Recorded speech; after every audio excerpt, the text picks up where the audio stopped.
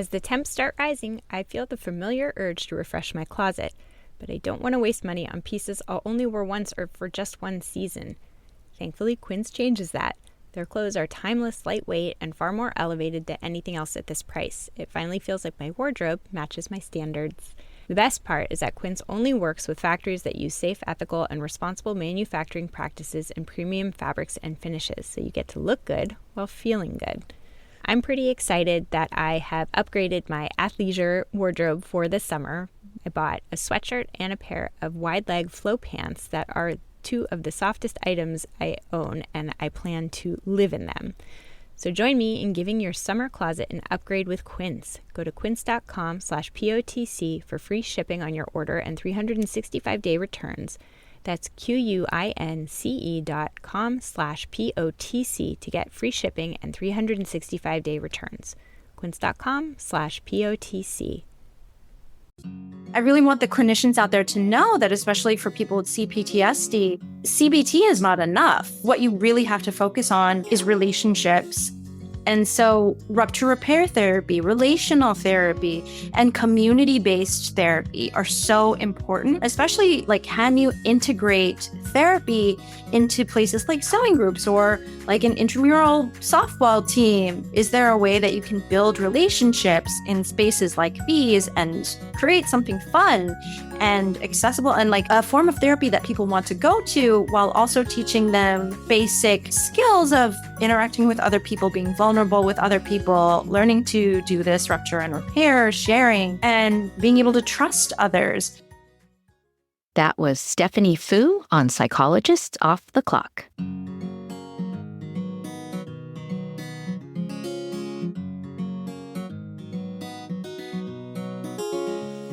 We are four experts in psychology here to bring you cutting-edge and science-based ideas to help you flourish in your relationships, work, and health. I'm Dr. Debbie Sorensen, a clinical psychologist practicing in Mile High, Denver, Colorado, and author of Act for Burnout, Act Daily Journal, and the Act Daily Card Deck. From America's Heartland, I'm Dr. Emily Edlin, a clinical psychologist based in Chicago, Illinois, and author of Autonomy Supportive Parenting. Calling in from Vienna, Austria, I'm Michael Herold, ACT coach, confidence trainer, and author of an upcoming book on being a better conversationalist and making friends. And from coastal New England, I'm Dr. Jill Stoddard, author of Be Mighty, the Big Book of ACT Metaphors, and Imposter No More. We hope you take what you learn here to build a rich and meaningful life. Thank you for listening to Psychologists Off the Clock. I'm here with Emily to introduce today's episode where I interview Stephanie Fu about her incredible memoir about her healing journey recovering from complex PTSD. And Emily requested to do this intro with me because we both read this book 2 years ago when it came out and were just absolutely blown away by it. And I was really excited to get to talk to Stephanie about this book. So what were your thoughts about the episode, Em? Well, yes, I'm a major fangirl. I felt like this was such a get for us. And I was very moved by reading the memoir and by hearing her talk about the process. And I think that this is a really important listen for everyone because a lot of us don't really understand the experience of someone who has gone through complex trauma. And it's a really important human experience to understand. And this episode is especially imperative for therapists and clinicians to listen to because we have this rare opportunity to hear her experience on the other side of the couch as the client, what it feels like. And I think sometimes forget we really do have a lot of power in that relationship and we can unintentionally harm our clients. And I think her speaking to that was really powerful. It's so funny you say that because this is the exact thing that really struck me. I talk in the episode about how she and I did the 2 keynotes at a mental health conference in West Virginia. And I had this aha moment where I thought, oh my gosh, why are we not doing this more often? Every mental health conference I ever go to, it's mental health professionals talking to mental health professionals. And I've really never seen clients, stakeholders doing any of the speaking. There are certain conferences that they're invited to attend where they can learn from the mental health professionals, but I've never seen options where we are learning from them. And I learned so much from that keynote that she did, obviously learned so much from reading her book.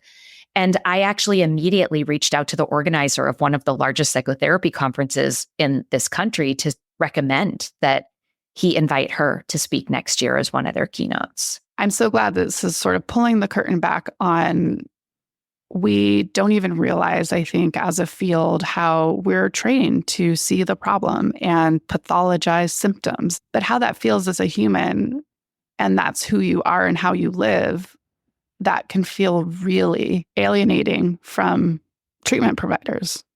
Yeah, absolutely. And I think, like, if I'm remembering correctly, when you and I first chatted about how we loved this book and we should see if we can get her on the podcast, there was this moment of, we don't really have memoir writers on the podcast.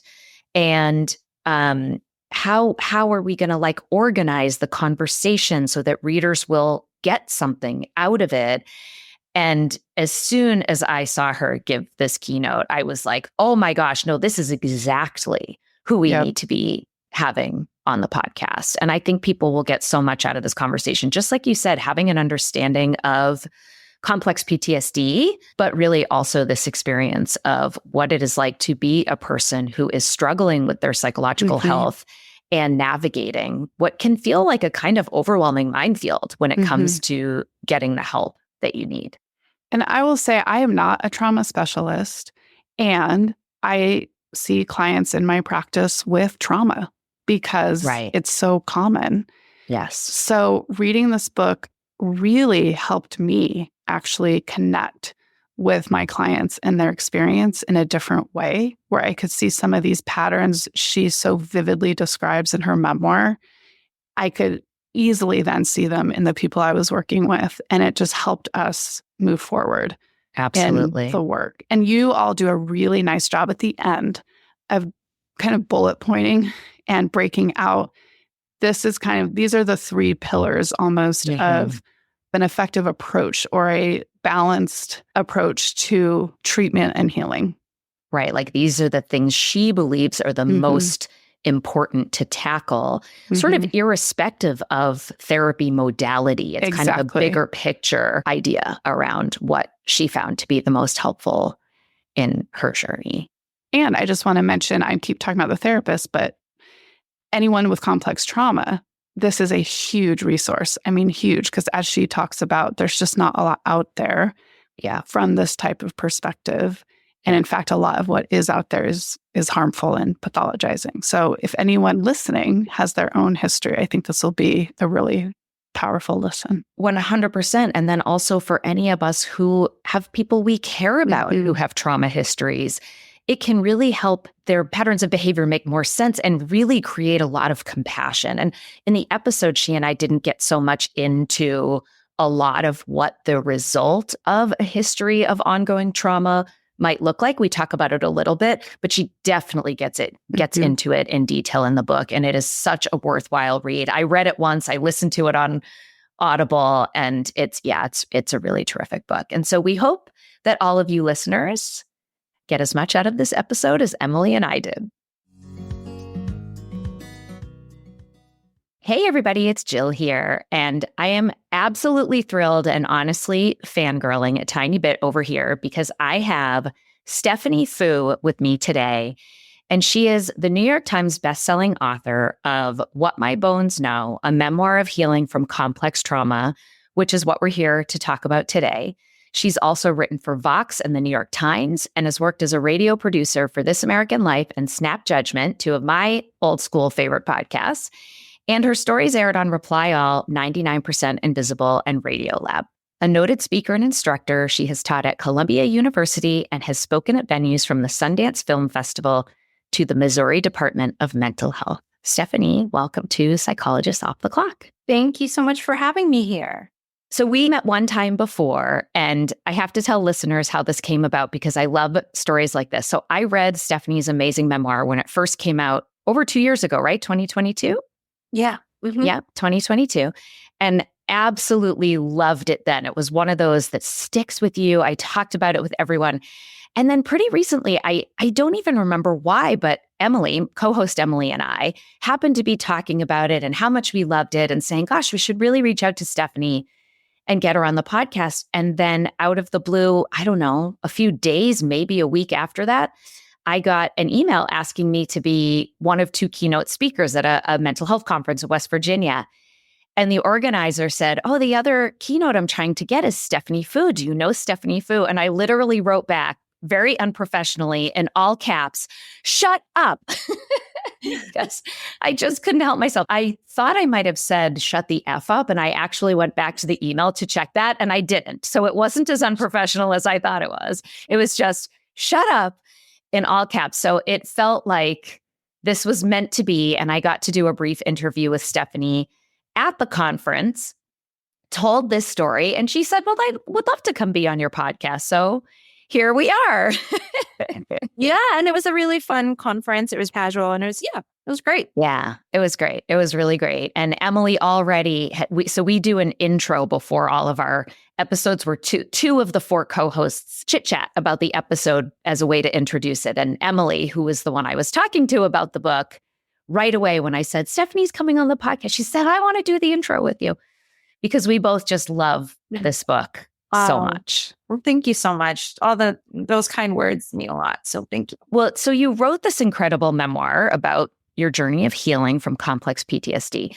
So I thought probably the place that made the most sense to start is just making sure everyone listening knows what the difference between complex PTSD or CPTSD, like what this means and how that's different from PTSD. Yeah. So I always use this analogy of a car crash.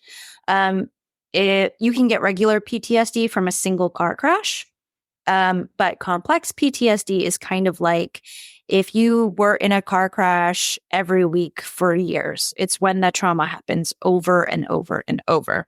And really that can occur from being in an abusive relationship, from child abuse, which is my story, from living in a war zone. And the difference between PTSD and CPTSD is essentially if you are going through trauma over and over in that way, you are probably being hurt by people that you know intimately, people who are supposed to be caring for you and who are supposed to love you. And so it can really make you not afraid of stimuli in the world, like a speeding car or a barking dog or something like that. But people in general, it can sort of make you afraid of relationships and love. And so that makes it a tricky thing to be able to heal from. Yeah, absolutely. It really undermines your trust completely in people that you want to be able to trust. Yeah. Yeah, for sure. Well, you're one of the few memoir writers that we've had on the podcast. And what I loved so much about this book is that it's not just your personal, beautiful, and painful story of abuse and healing.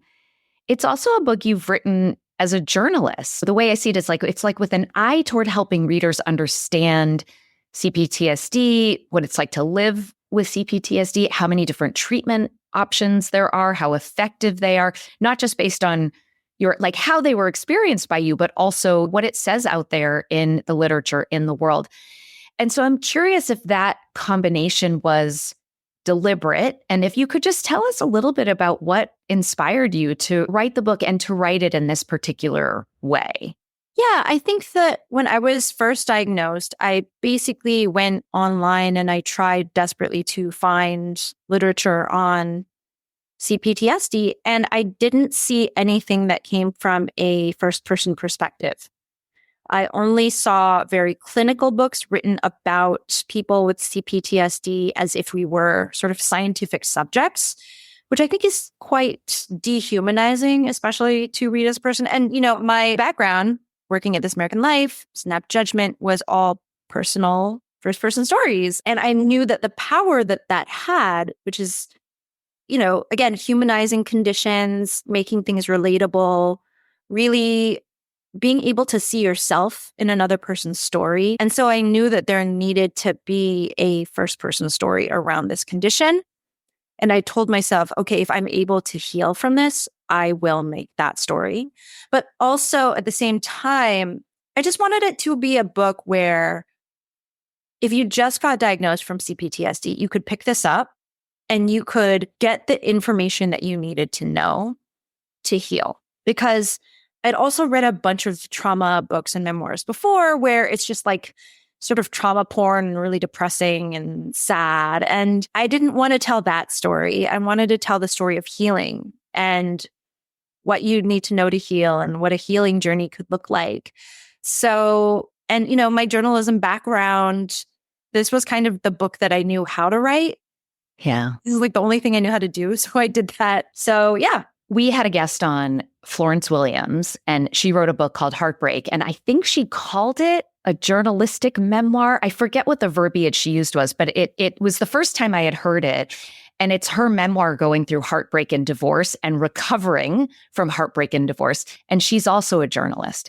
And so it was a really similar kind of exploration of what science says about having and healing from a broken heart and her own experience. And I just adore this style because it's not only a really powerful and inspiring and enjoyable read, you just learn so much. And to be able to learn in that format, I just think is awesome. And one of the other things that both Emily and I were curious about is whether writing the book and then, being out in the world and sharing it over the last couple years, how did that factor into your healing, if at all? And like, was there ever a point where it sort of felt too hard to write?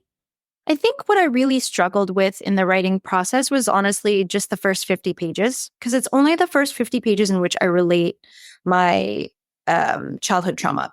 Yeah. Because I didn't really want the whole book to be about that. But I probably wrote those first 50 pages, I probably have at least 35 drafts, probably more of it, because I would write it and write it and write it, and then I would show it to someone.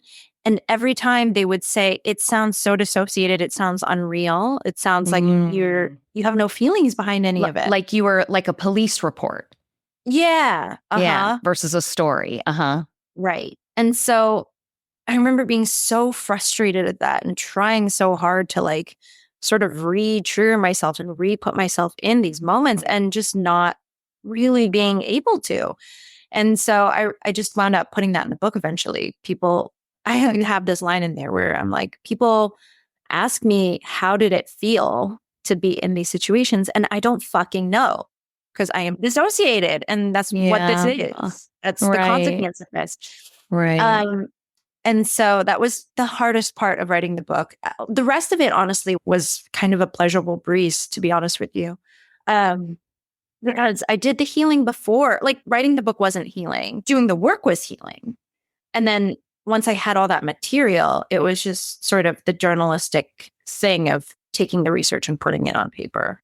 And that's sort of rule one, for personal essays and memoirs, is that instructors will say, yes, writing can be healing, but don't write this particular topic or essay or memoir as your therapy. Do your therapy and then do the writing. I mean, not everybody believes that. Some people believe you heal while you write, but other people really think that's not the place to do it. Do it before. Yeah.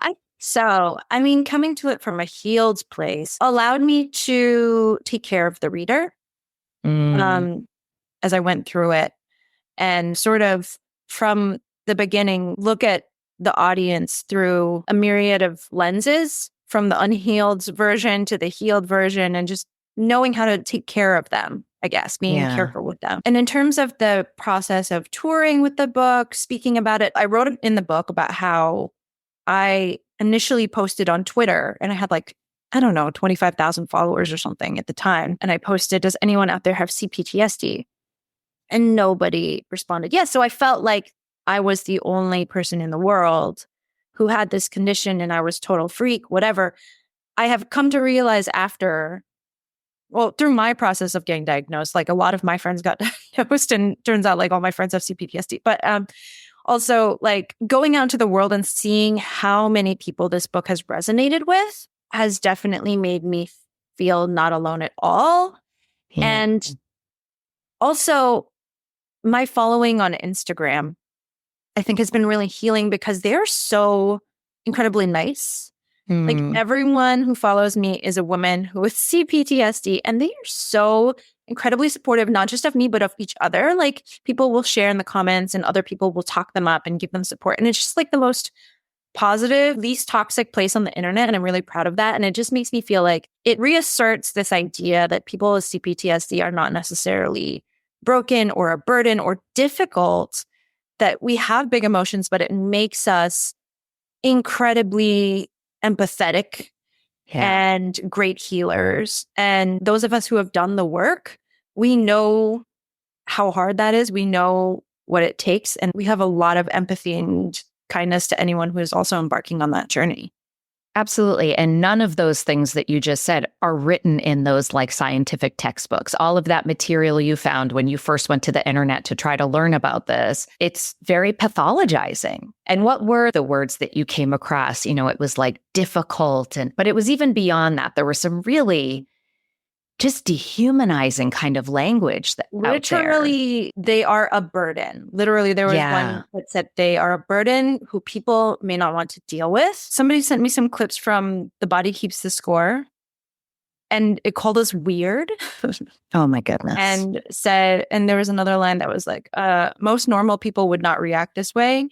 And there's this othering of us. Yes. Yeah. That is so unfair, I think, because I do think that like everyone can relate to these experiences. Honestly, ours may be a little bigger or more frequent because we have more fear. And I think to understand that every reaction is protective. It's meant to be adaptive. It likely was adaptive at the time of the trauma. And, no one comes in and says, oh, hey, your trauma's over now. You don't need to do that anymore. And those mechanisms remain even when the context has changed. And that's part of the healing, is sort of learning how to rebuild that trust, how to engage with the world in a different way. But it's all adaptive at the time, No, I mean, people have come in and said, you don't need to do that anymore. And my brain still does that. But I mean, it's right. That's how it's wired. And it's how it's wired. Yes. And it saved my life. Yeah, exactly. So if you believe in intergenerational trauma, it saved my grandparents' lives and my great-grandparents' lives. These same protective mechanisms. And so, in times of war, PTSD is not a mental illness. It's just a legitimate coping mechanism. It's only in times of peace that PTSD becomes an illness. Yeah. Yeah. And you talk about that stuff in the book. You talk about the intergenerational trauma, the epigenetics. And I really like you begin, I don't remember if it's a dedication or an intro, but it's right at the beginning of the book where you sort of almost like warn readers that those first 50 pages are, detailed trauma, and that if they want to skip it, they can skip it. But right from the beginning, you essentially say, but don't worry, this story has a happy ending. Yeah, I was tired of reading hard, trauma porny books where the happy ending is like the last 15 pages. And I was like, oh, that's so depressing. I want to sprinkle healing and optimism all throughout this book. Yeah. And I want the ending to be really fulfilling and happy. And so I really wanted it to be accessible and optimistic in that way. Yeah. Let's go back a little bit to the beginning. You talked about when you were first diagnosed, kind of digging in, getting onto the internet, trying to find first-person accounts and to learn. So I want to talk about this experience of you receiving a diagnosis. And, whenever I give a person a diagnosis in therapy, I always check in, how does it feel to hear this? Like, let's take some time to unpack this. And some people feel tremendous relief. Like, oh my gosh, if this thing has a name, that must mean that I'm not alone. I'm not the only one. It sort of starts to make things make sense. Their experiences make sense. And then other people feel fearful or really pathologized or broken. And, we need to take the time to really process that. And when you were given this diagnosis by your long-term therapist, told that this was CPTSD, your reaction certainly wasn't relief. And a lot of that had to do with the fact that you had been seeing her for 8 years without being told the diagnosis. So I thought maybe you could share a little bit about what that experience was like for you. And then, like, maybe more importantly, ultimately, are you glad she told you? And this part's probably going to be obvious in the story, but like, what do you wish she had done differently so that, you know, our therapist listeners out there can kind of hear that from someone who experienced it? Yeah. So, I think she gave me a diagnosis like during the first session or something. And then it was just never brought up again for 8 years. And then I asked if she thought I was maybe had bipolar. And she said, no, you have CPTSD. And then she said, okay, that's our time for today. And she immediately logged off, which I think was a huge mistake because it left me at the mercy of the internet. And the internet had all of the, as you said, pathologizing terminology. It was all symptoms. It was all what is wrong with you. There was no nuance to it. It's all from that scientific perspective of let's like diagnose and find the problems. And so I immediately was so absolutely despondent. I had to leave work. I had to just lie down for the rest of the day. I just sobbed for the rest of the day. And I spent months, a year after that, really believing that I was irreparably broken. Yeah. And I am really glad, actually, that she gave me that diagnosis because I think that I hadn't understood how serious my trauma was. I think I'd always tried to minimize it. And seeing the real consequences and the heft of it and how essentially my trauma affected me every single day of my life when I thought I would mostly basically transcended it because I was successful, really kicked my ass into being like, well, if you want your relationships to persevere, if you want your human interactions to be better going forward in life, you got to really take care of this right now. So yeah, I liked that it kicked my ass into gear. What I definitely did not like was, the lack of nuance. And it took me years, honestly, years of research and speaking to different experts to find people who would depathologize CPTSD for me. And they were incredible. Like Dr. Hom, who is the therapist that I write about in the book, I went to him because I heard him talking about CPTSD as like being the Incredible Hulk. He gave this analogy of how the Incredible Hulk really has CPTSD, but with gamma rays, because he gets these horrible rage episodes because he had a really abusive alcoholic father. And his rage episodes just turn him into this giant green guy, but that he's not a villain. He's a hero. And he's frequently able to harness that anger, that vigor for good, to stick up for those who are oppressed or, to save the day. And so he started this process of me being able to talk to my CPTSD in a kinder way and being like, oh, hey, Hulk, I see you. You're not needed right now, but I get it. I also talked to Dr. Greg Siegel, who talked about how it can actually be a really awesome adaptation in some ways, or dissociation, because contrary to popular belief, those with CPTSD, when really, really scary things are happening, our prefrontal cortex actually comes online to a higher degree than your average individual, which makes us very dissociated, but also really effective in times of intense stress and chaos, which explains so much of my life where, like, if I thought somebody was mad at me, I would completely break down. But if, like, the shit was really hitting the fan and everything was falling down and things were going, like, berserk at work, I was so much more composed and calm and effective than anybody else. Well, you talked about that during COVID when everybody else starts really falling apart. And we certainly heard a lot of that in therapy.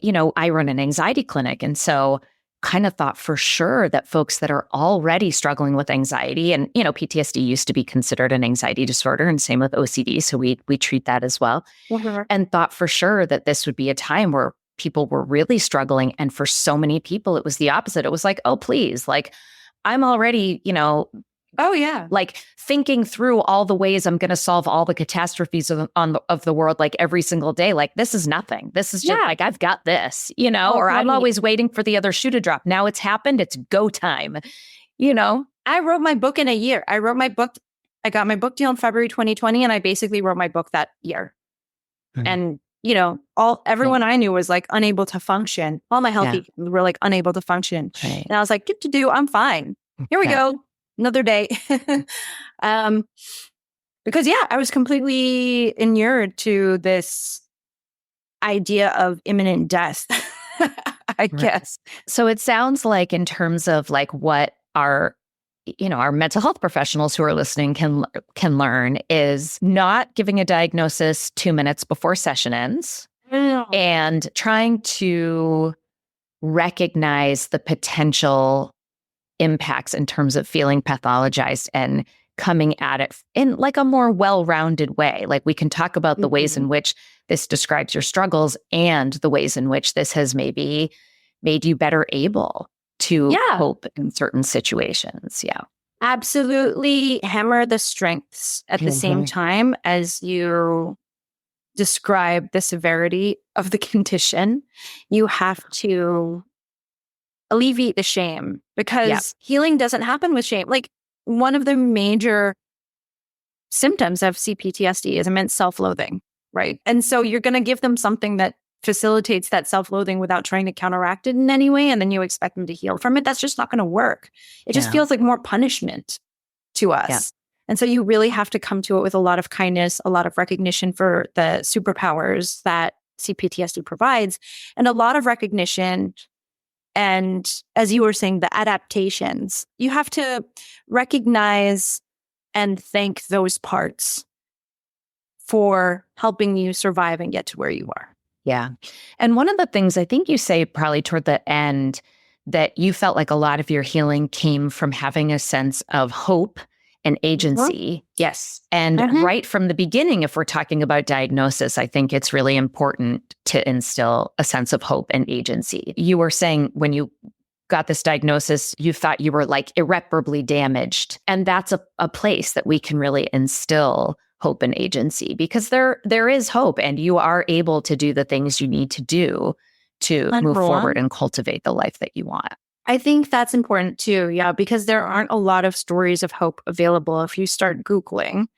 And so really underscoring that hope is possible, that healing is possible, that people can live with CPTSD and be very happy and fulfilled and have good relationships with hard work and practice is really important.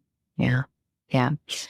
One of the other things I wanted to ask you about, because I think we're living in a time where we've started to lack some empathy, to make a very large understatement, and where we see like a lot of victim blaming going on, and where people just, they struggle to understand the experience. There's an othering that you mentioned before, right?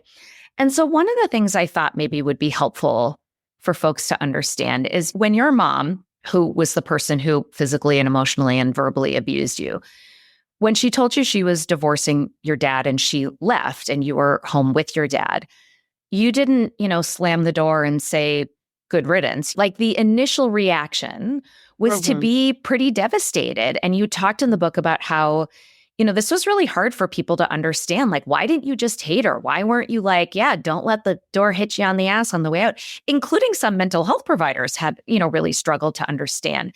So I thought maybe you could talk a little bit about like just how complex the feelings can be for a child who has been abused or is being abused by a caretaker, a person who is supposed to be their main source of love and care and support.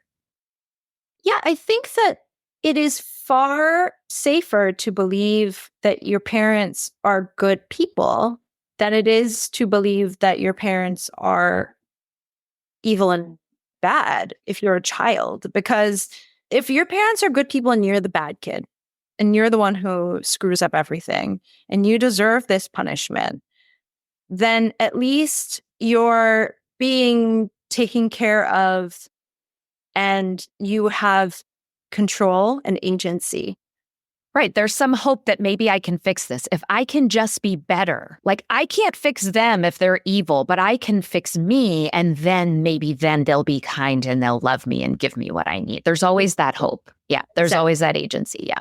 Right. Like you said, if your parents are evil, then there's nothing you can do. You're trapped in this horrible situation indefinitely. And nobody wants to believe that. And so, of course, children are going to love their parents regardless and try do their best to make them happy. And I think that's just critically important for people to understand that it's complicated, that, from the outside, it's easy to look at this situation and think there's only one way to respond, but it's far more complex than the way that it might appear to people from the outside. And that speaks, the other thing I just thought of is that, people say, why didn't you tell? Why didn't you ever tell a teacher or a neighbor or this person? Why didn't you just leave? Why didn't you go to the police? Well, that's why. Yeah. Because the alternative seems far, far scarier. Yeah. And so the alternative for me was just do it all on your own. Right. Just, make your own money, pave your own way, steal your own food, like do it all alone.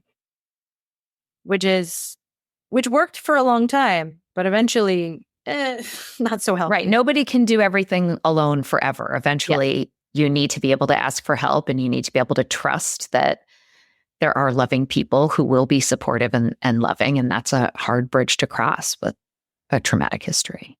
Yeah. Yeah. This consistent trauma also left you feeling pretty severely suicidal at certain points. And you talk in the book about how the reason you didn't kill yourself, that you basically had 3 reasons. 1, you were scared about that process. And then 2, you had lost a lot of friendships, but you had this one remaining really close friend. And the 3rd was journalism. And, I think it's so important for us to talk about how so often, most people, when they're suffering, when they're depressed, when they have CPTSD, they don't want to die. Right. They just cannot see a way forward when they're sitting with so much pain. So what do you think these 3 reasons, especially the 2nd and 3rd reason, what do you think this tells people, maybe people listening who are suffering in this way, or the providers listening who are treating people who don't see a way forward? What can we learn from that from you? Yeah, I think it wasn't so much that I wanted to die. I was just afraid of life. I was afraid of living. I was afraid of more fear. I was afraid of more loss. I was afraid of more pain. And having to go through those tough emotions, that's obviously a big part of life, but doing it alone without help, without support. And not knowing how. Yeah. That is what terrified me and made me feel like I couldn't do it. And so what little support and help that I had kept me going. I did have 1 or 2 super close friends who are still my closest friends decades later. And I didn't want to disappoint them. I didn't want to hurt them. We had talked about our suicidal thoughts to each other, but also it was terrifying to hear my close friends talk about killing themselves. And I was like, please don't do it. Don't do it. And so we basically had this life pact of okay, you don't do it if I don't do it.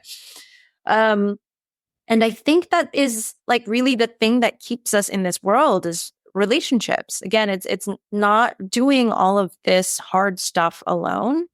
Yeah. And also wanting to be held accountable by someone, being needed, I guess, is really important. And in my loneliest moments, it really felt like almost nobody needed me. And I think that's kind of what journalism was too. I mean, it did give me hope and something I got excited about and something I thought I was good at, so I could have a future there. But also, my journalism teacher, he had real expectations for me. He was very hard on me, but because he really liked me, and he was a really crotchety old guy who didn't like anybody, but he liked me. And so I knew that I wanted to show up. And there were times when I didn't kill myself because I was like, I need to lay out the paper the next day or he's going to be mad, Yeah. He's expecting me to do that. And so I would stay alive. And so that sense of purpose and that sense of being needed, I think is really, really important. Yeah. And yeah, the times that were hardest for me were the times when I was loneliest, or I thought that it's the opposite of being needed, that I was a burden.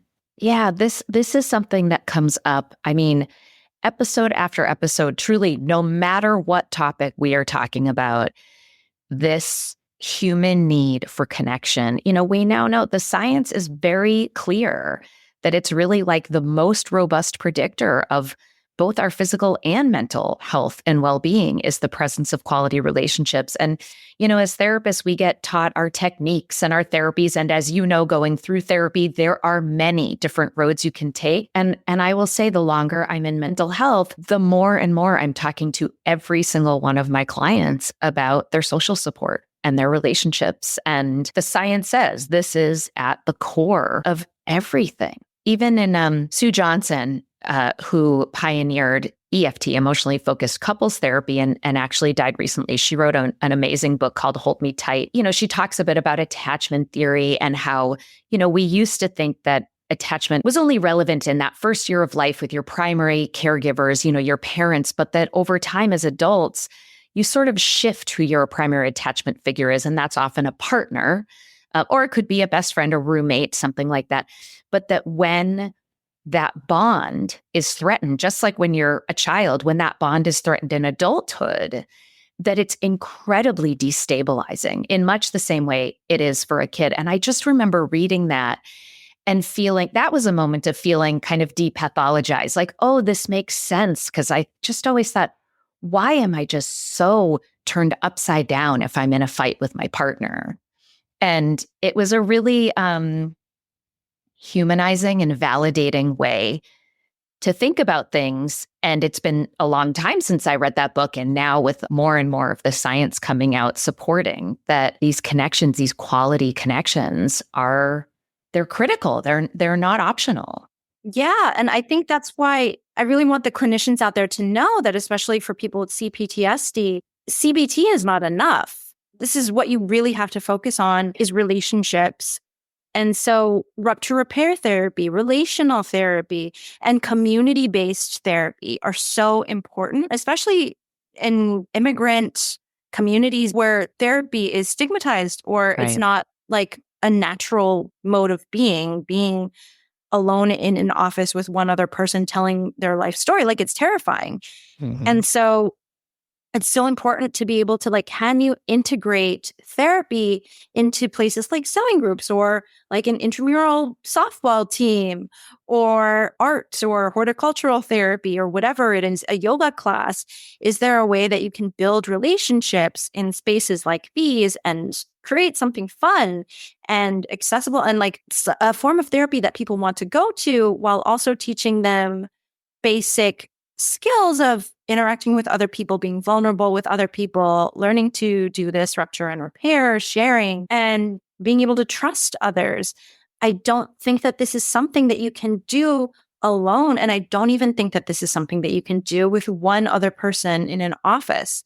This is something that has to be brought out into the real world. And so there are a myriad of therapies that are more effective, I guess, and target this more than traditional just CBT. And we need to look at that. Yeah, I think therapy may be kind of necessary, but insufficient for many people. It can't be the only thing. There really has to be a well-rounded treatment. It needs to generalize from that 50 minutes once a week out into the world with other humans. And that's typically the goal, is teaching you something here that you're then going to take out there with other people. I did a panel at a conference once that was like one of my most favorite panels that was doing creative applications of therapy, essentially. And so one of my colleagues, Sean Woolley, she has a group called Still Point Journeys. And she does acceptance and commitment therapy, which is an evidence-based therapy that we talk about a lot on the podcast. And she does that out on these like massive treks and hiking trails. Another colleague, Joey Salvatore, he loves to cook. And so he also does ACT. It was like an ACT conference. So that's the one thing they all had in common. But he'll do therapy with people combining ACT with cooking and, using it that way. And Janina Scarlett, who we've had on the podcast, she does superhero therapy. So she would love this Hulk reference that Dr. Hom made. But she basically takes whatever you're into in terms of pop culture and infuses that into she's actually a trauma expert and does all the different trauma therapies, including what's out there for CPTSD, but then infuses pop culture into those. I mean, I think that is so cool because, we haven't figured out, there is no one size fits all. No one has found a therapy that is 100% effective for 100% of the people 100% of the time. And, that challenge of like, who is this human being sitting in front of me and what is their whole story? And what is it that we need to figure out here that's going to help them to really be able to cultivate the life that they most want to live and the relationships that they most want to have. Well, as we're talking about different kinds of therapies, you have worked very hard at this healing journey, and I'm sure are still working very hard because healing is ongoing, of course. And so some of the things that you tried, I wrote a list. So I've got EMDR, yoga, meditation, psilocybin, which is, magic mushrooms, gratitude, IFS, so that's internal family systems. EMDR, I should spell out, as eye movement desensitization reprocessing. Reparenting, medication. I think it was 10 different therapists at the time of the book, but you told me at the conference it's been more than that, but like really the one, Dr. Hom, who you mentioned.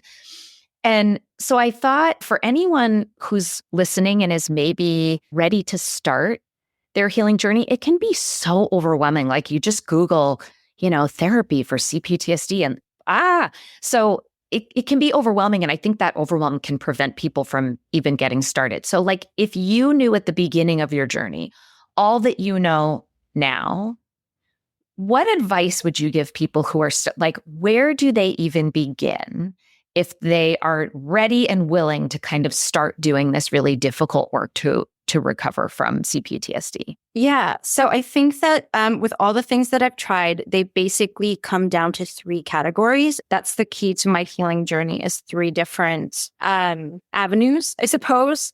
The first was the body awareness, getting rid of that dissociation and figuring out what I'm feeling in my body when. Like I would just feel kind of bad a lot. And now I'm trying to figure out, like, am I feeling burnt out? Am I tired? Am I angry? Am I sad?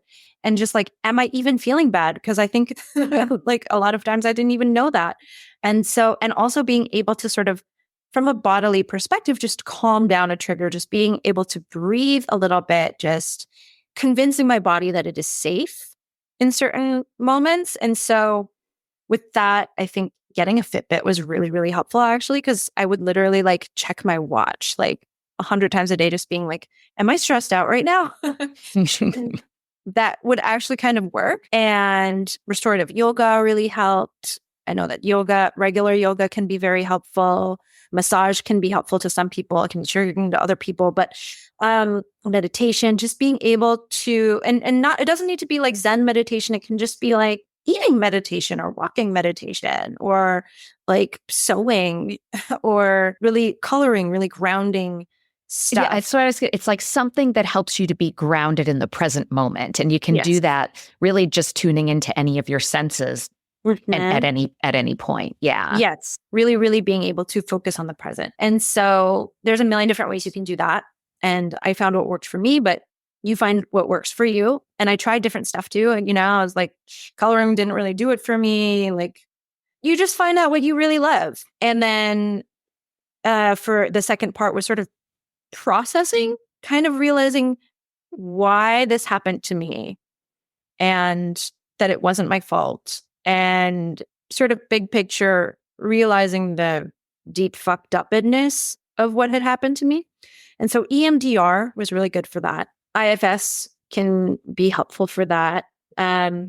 Really researching into intergenerational trauma, looking into my family history. I mean, I couldn't really find out a lot of things because I'm estranged from a lot of my family, but I could read up on the history of what happened to my ancestors. And that was actually really helpful. And, this could be more cultural stuff too. It can be going to temple. It could be Santeria. It could be creating an altar or something. Like there's a million different ways you can do this as well. But basically really being able to process that past. And I think a lot of therapy is really focused on this processing of the past and thinking that like, if you process the past, then it's going to all make sense why you feel the way that you feel. And then the future is going to be better. And that's not true. So the third part that is really important is, for me, the learning how to be a person, learning interpersonal skills, learning how to love and be loved, learning rupture repair. And so for me, rupture repair therapy was really helpful with that. Bibliotherapy, the Google Docs therapy that I write about in the book. And that really allowed me to practice a lot with my other relationships, practicing rupture repair with everyone. Yeah. And couples therapy, really good for that. Family therapy can be really good for that. Like really figuring out like how to interact with the people that you love better. That's what I was talking about in terms of community therapy, Right. like group therapy, whatever it is, joining a softball league. Yeah. So like if we break this down, you've got these three like relatively simple parts, not simple, not easy. And this will take time and a lot of work. But first and foremost, I can't really heal and recover if I'm dissociated. Like if I'm not here in my body, in the present feeling, nothing I do from that point forward is really going to be helpful. So first and foremost, I need to learn to get present and grounded and back into this moment and my body, etc. And then exploring in some way the elements of what's happening that I will experience as being validating. Like I understand what happened or why it happened and that it is not my fault. And that could be done in any number of ways. And self-compassion came to mind in that moment too. And then ultimately, at the end of the day, I still need the tools. I need to learn skills for how I can cultivate an existence that's the existence that's going to be meaningful or purposeful for me. So listeners can like jot those three things down and even interview therapists. Like, these are the things I want to focus on. Do you do that? Or how do you do that? Or, how would you do that with me, and make sure that I'm not like signing up for a bunch of stuff that doesn't feel like it's the best fit for me. Absolutely. And that's really important too, is just always interview your therapists. Mm-hmm. And if the vibe is off from the beginning, just don't waste your time. Yeah, trust your gut. I usually tell people to give it 2 or 3 sessions because like you said, the first session is kind of overwhelming and, you don't always necessarily feel totally comfortable or clicked. But if by session 3, you're just not feeling that connection, it's not because the therapist is a bad therapist necessarily. It's sort of like dating. Not every person you date is going to be a match or a click, not because they're a bad person. They're just not your person. It's exactly like dating. And sometimes you get the ick. And if you get the ick, you get the ick. Trust your gut.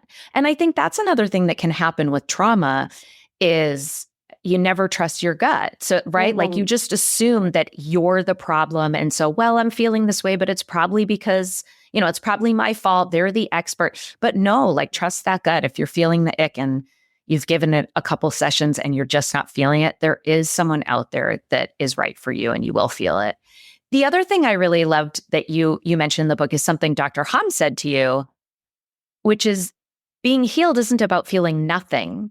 It's about feeling the appropriate emotions at the appropriate times and still being able to come back to yourself. And I love that. And I think that sums up nicely like what you're doing in that pillar 1, pillar 2, and pillar 3. Yeah, I think so. For a long time, I didn't believe that I was healed because I wasn't happy all the time. I thought that's how other people were, is that they were just happy all the time. I didn't know how regular people were. They seemed happy all the time. Now I know they're just really good at masking. But I didn't understand that feeling all the feelings is completely normal and healthy. And it's part of life. And it is a good part of being life. Human. Yeah. Yeah. Yeah. I always like to point out that you don't get the feeling of that zhuzh you get when like if you've been traveling doing talks and you get back and you see Joey and you see your son and you're so excited to see, you only get that feeling because you've missed them, because you had the pain of being away and missing a person. That these emotions are like 2 sides of a very skinny coin. Yeah. And absolutely. if you're going to go after success, you have to risk the fear of failure. And if you're going to love, you have to, you know that there's a possibility of loss. Or one of the examples I often give when I do talks is like, how many of you have pets or have had pets? And most people will raise their hand. They say, you made that choice, that conscious, deliberate choice, knowing full well you will likely lose that animal and knowing that it is going to result in a deep pain. But you chose it anyway. And why did you choose it?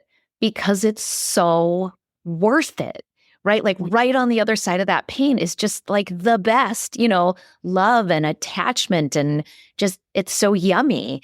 And even after you lose a pet and go through that pain, most people will choose to get another pet. And I just think it's a beautiful example of like, as humans, even though we have this automatic tendency to want to avoid pain most of the time and to dive into our comfort zones, like this is sort of a reminder that we can and do choose pain because of what we get on the other side of it. And we can do it. Like we're strong. We can handle it, even though it's hard.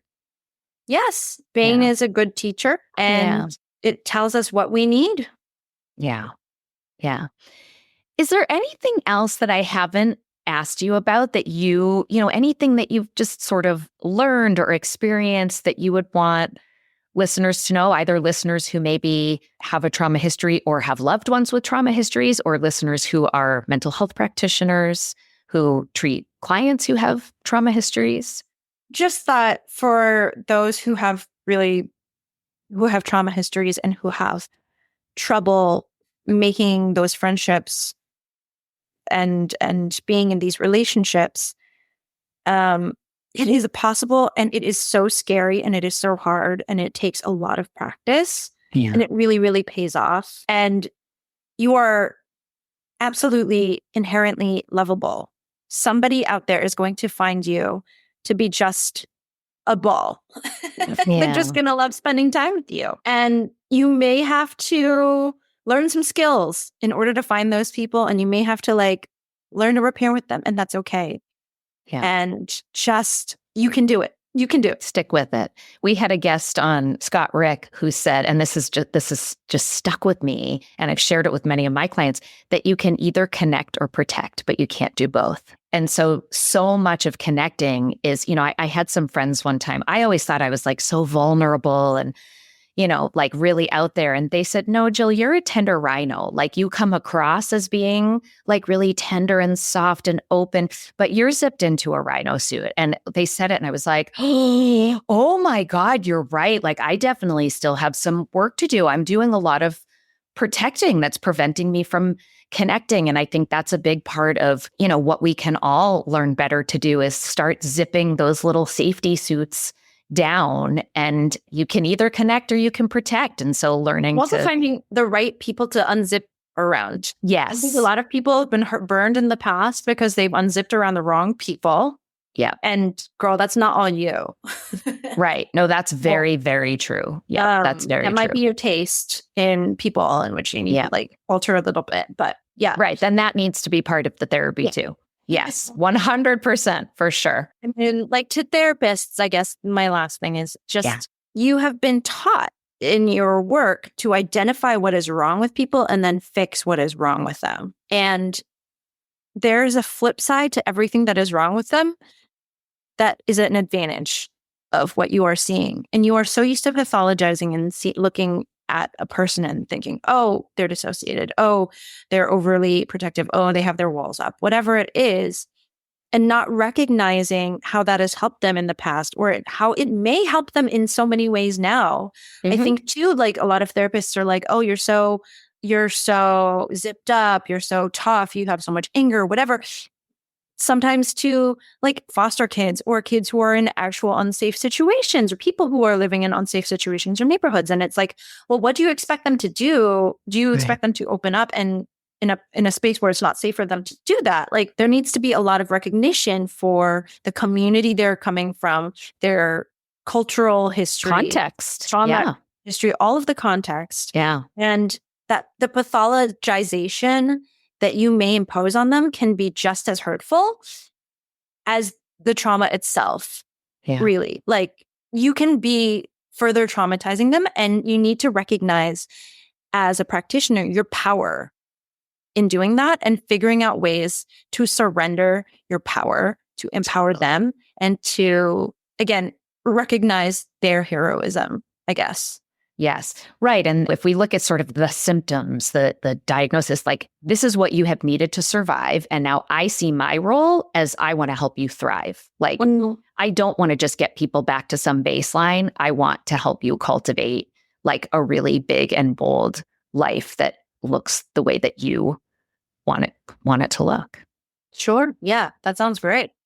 So what's next? Did I read somewhere that you have another book in the works that I think I read it on your Instagram, which I meant to bring up before when you were talking about your Instagram, which is that it's foo, right? At foo, FOOFOO, FOOFOO.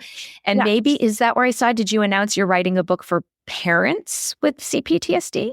Yeah. It's not a book on how to parent your child. It's a book on how to be a parent with CPTSD, basically. Yeah. It's kind of like dealing with that mom guilt, that fear, that perfectionism, that terror of passing down your trauma. How do you do that?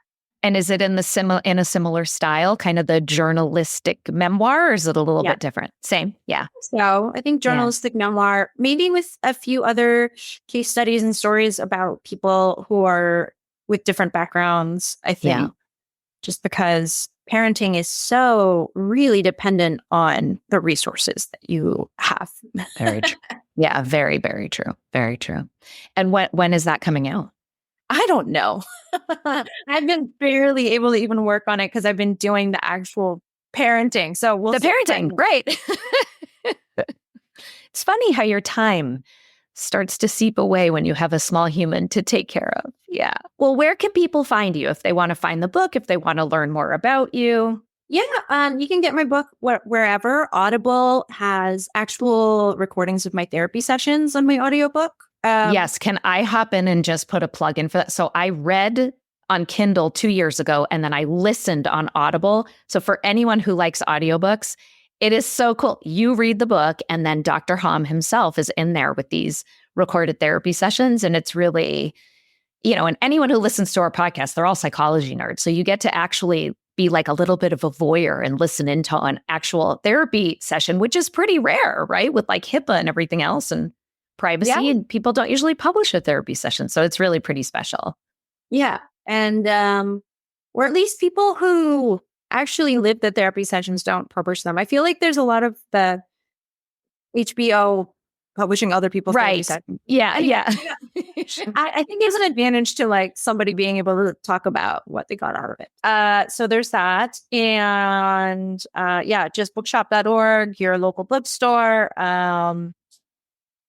Amazon. Yeah, catch me on Instagram at FooFooFoo. Awesome. Well, this has been wonderful. Thank you so much for coming on. It's been great to have you. Yeah, thanks so much for having me. This has been a fun conversation.